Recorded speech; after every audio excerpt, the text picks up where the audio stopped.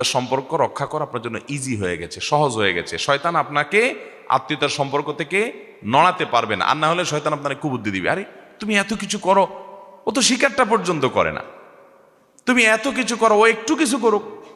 দেখবেন আপনার নিজের বই বলবে আপনাকে যে তুমি তোমার ভাই বোনের জন্য কি না করছো, জীবনটা দিয়ে ফেলছো, ওরা ওরা শিকারটা পর্যন্ত করে না। বউ দেখবেন ফুসলাবে, আছে না নাই? তখন বউকে এ ওয়াজ শুনাই দিবেন যে আমি আমার দায়িত্ব পালন করছি, ওর কাছ থেকে কিছু পাওয়ার আশায় না। ও আমার জন্য চুল পরিমাণ কিছু না করলেও ও না করার কারণে আল্লাহর কাছে জব দিয়ে করবে, আমার কোনো সে নাই। আমি যা করছি এটার বিনিময়ে ওর কাছ থেকে কিচ্ছু চাই না, থ্যাঙ্কসটাও চাই না। আল্লাহ কোরআনে নেককারদের প্রশংসা করে তাদের বর্ণনা দিতে গিয়ে আল্লাহ বলেছেন লা নুরিদু মিনকুম জাযাআন ওয়ালা শুকুরা।